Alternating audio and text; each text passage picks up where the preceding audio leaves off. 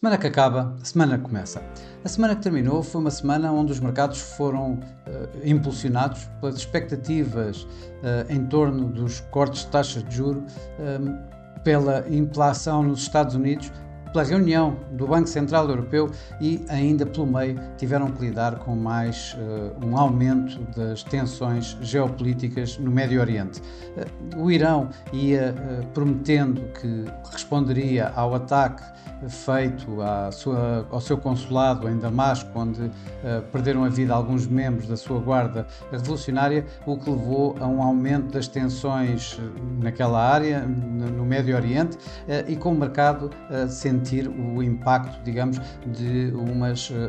uma disrupção naquela importante área geográfica. Isto quando, ao mesmo tempo, os mercados estavam bastante atentos ao que se passava com os preços nos Estados Unidos, com os preços a terem subido mais do que o esperado, 0,4% no mês de março, levando a inflação de 3,2% para 3,5%, acima dos 3,4% que estavam a estimar, e com a inflação subjacente a manter-se nos 3,8%, quando o mercado esperava que tivesse uma queda ligeira para os 3,7%. Ora, isso levou de imediato as yields a disparar, uma vez mais voltaram para máximos, colocando aqui assim alguma pressão nos mercados acionistas e dando algum ímpeto ao dólar. Isto quando os mercados estavam também, logo a seguir,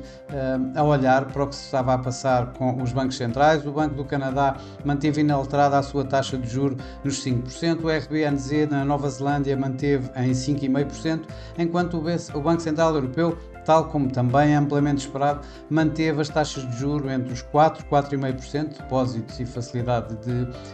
para empréstimos,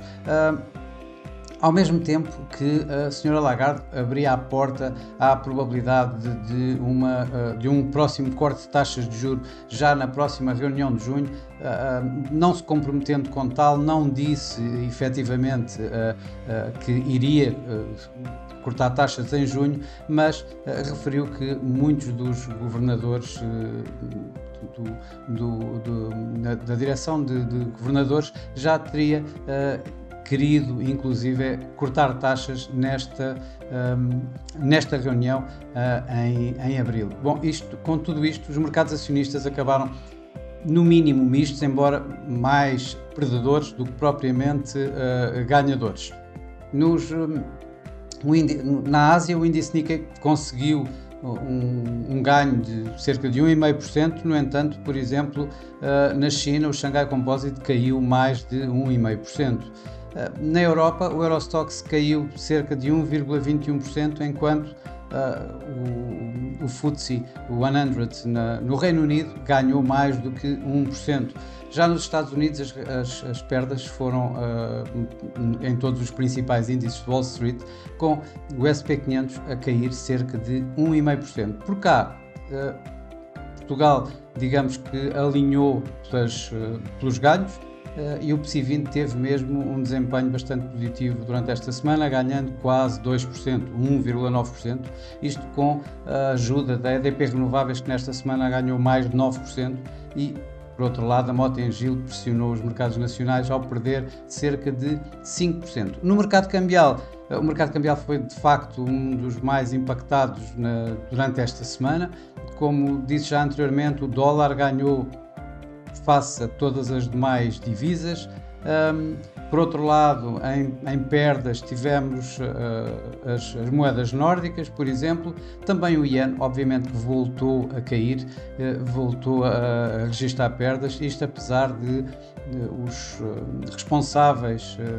cambiais no Ministério das Finanças do Japão continuarem a avisar para a possibilidade de haver uma intervenção por parte do Banco do Japão, intervenção essa que ainda não existiu, mesmo quando o dólar-iene volta a registrar novos máximos acima de 153, em níveis que não se registavam há 34 anos. Ainda assim, o euro-dólar caiu obviamente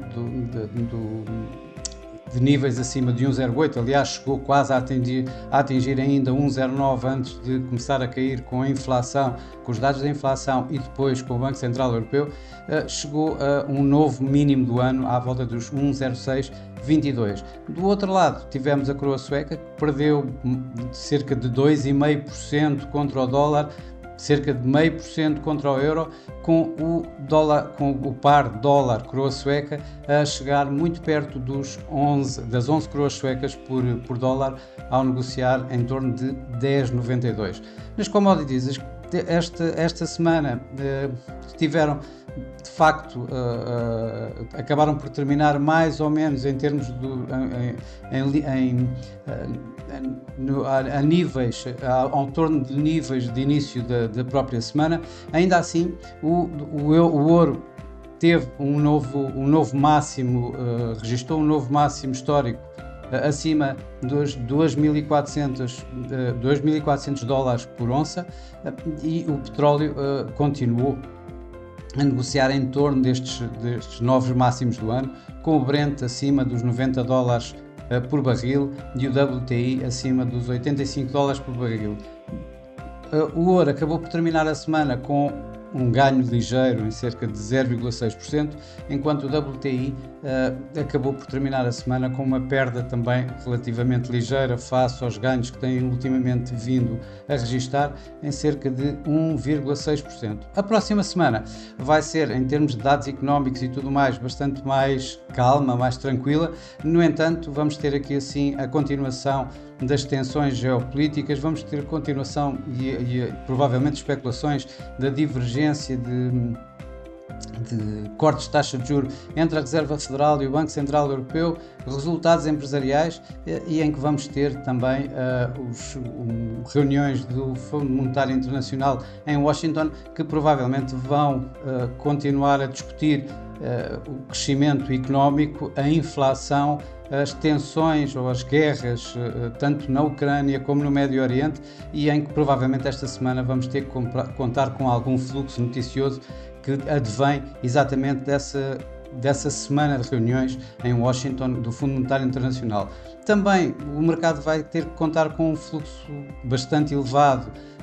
de notícias vindas do Médio Oriente, isto depois deste fim de semana o Irão ter atacado o Israel em resposta ao tal bombardeamento do consulado iraniano em Damasco, tal como prometido, apesar de terem dito que foi apenas um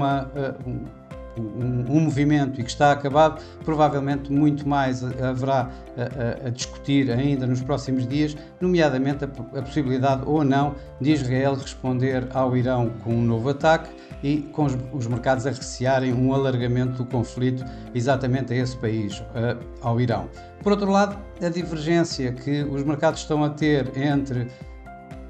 cortes iminentes de taxa de juros por parte do Banco Central Europeu, em que contam já com um corte em junho, face à Reserva Federal, que cada vez vão empurrando mais para o final do ano, com os mercados já agora a apontarem mais para setembro, para um próximo corte do Fed, e quem sabe ainda mais tarde, vai ser a grande discussão provavelmente nos mercados esta semana, e que terá impacto, por exemplo, entre muitas outras coisas, no euro-dólar, que já está a negociar em mínimos do ano e com um grande nível psicológico em mente neste momento, 1,05, e provavelmente as discussões se o euro-dólar irá ou não atingir novamente a paridade poderão começar uma vez mais a emergir. Isto obviamente com mais comentários que vamos certamente ouvir esta semana, depois da reunião do Banco Central Europeu, por parte dos variadíssimos diretores do Conselho de Governadores do Banco Central Europeu, e por outro lado vamos ouvir certamente muito mais comentários também por parte dos membros da FOMC, aproveitando alguns dias antes do período de silêncio que antecede a reunião da Reserva Federal dos Estados Unidos no final do mês. Como eu comecei por dizer, em termos de dados económicos, vai ser uma semana relativamente calma, onde os mercados vão olhar principalmente para as vendas a retalho, para os números das vendas a retalho nos Estados Unidos e para o indicador de confiança económica, ZEW, na zona euro. Vamos também ter, já começou a semana passada, com alguns dos maiores bancos a apresentarem resultados, mas esta semana vai acelerar exatamente esta época de resultados, onde vamos ter o Goldman Sachs, o Bank of America e a Netflix, que normalmente são empresas que conseguem ter algum impacto no mercado e, portanto, é com isso que vamos contar durante também esta semana. Bom, e para já é tudo. Desejo a todos uma boa semana, bons negócios e para a semana cá estarei uma vez mais com Semana que Acaba, Semana que Começa. Até lá!